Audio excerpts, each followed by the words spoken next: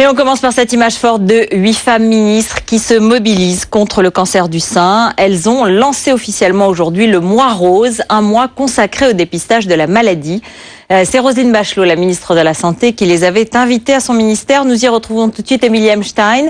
Émilie, alors 8 femmes ministres sur 11 qui sont venues inaugurer une exposition mettant en scène les corps touchés, parfois mutilés, de femmes qui veulent redonner l'espoir. Et qu'est-ce que ce mois rose qui est lancé aujourd'hui? Eh bien, ce mois rose, c'est un mois de mobilisation contre le cancer du sein avec un accent mis sur le dépistage. Vous savez, le dépistage, c'est le plus sûr moyen aujourd'hui d'éviter la maladie. Lorsqu'un million de femmes se font dépister, 6 000 parmi elles découvrent qu'elles ont un cancer du sein. Une découverte faite à un stade très précoce, ce qui évite une chirurgie trop lourde. Le dépistage est donc fondamental. C'est pour cette raison qu'il est gratuit tous les 2 ans pour les femmes âgées de 50 à 74 ans.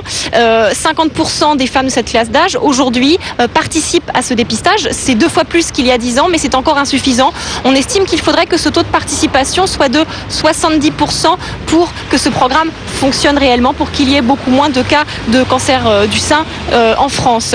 Alors donc tout ce mois d'octobre va être consacré à des opérations de sensibilisation pour sensibiliser au dépistage. Le mot d'ordre, c'est vraiment que tout le monde en parle, qu'il y a un dialogue pour lever les tabous. C'est dans cette optique, donc vous en parliez, Ruth, que tout à l'heure a été inaugurée au ministère de la Santé une exposition de 38 photos pour 38 femmes donc, qui ont eu le cancer du sein et qui posent sans tabou, sans tristesse, qui montrent leurs cicatrices. Autre initiative, celle de l'Institut national du cancer qui va sillonner une partie de la France avec un petit camion, un studio photo sur roue. Ils seront vendredi à Évry. Évry, c'est une ville où seulement 30% des femmes âgées de 50 à 74 ans se font dépister. C'est très peu, c'est très inférieur à la moyenne nationale. Ce studio photo va donc aller à la rencontre de ces femmes. Elles seront invitées à témoigner, à parler de leur rapport avec la maladie et aussi à se faire photographier pour mettre un visage sur ce témoignage. Le but, c'est vraiment de comprendre quel est le rapport des femmes au cancer du sein, au dépistage, et de comprendre aussi pourquoi nombre d'entre elles, encore aujourd'hui, sont réticentes à se faire dépister. Alors Émilie, on l'a vu évidemment sur les images, la quasi-totalité des femmes ministres sont venues, elles se sont mobilisées, elles étaient à ce rendez-vous important pour lancer cette campagne justement de prévention. C'est symbolique et c'est la première fois comme ça qu'il y a cet engagement de femmes politiques pour la santé des femmes.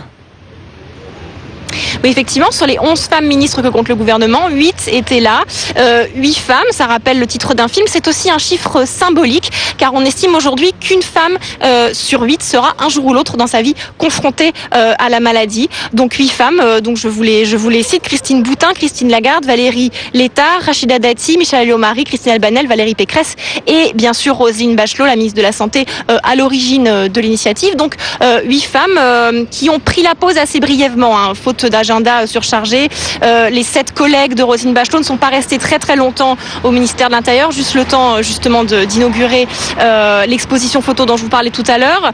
À côté d'elle, un homme, c'était la surprise du jour. François Fillon, le Premier ministre, n'était pas censé faire partie de l'affiche et pourtant il est venu. Là aussi, une visite éclair, le temps de faire une photo de famille. Mais en la matière, le symbole est très important. Merci beaucoup Émilie Emstein, donc en direct du ministère de la Santé.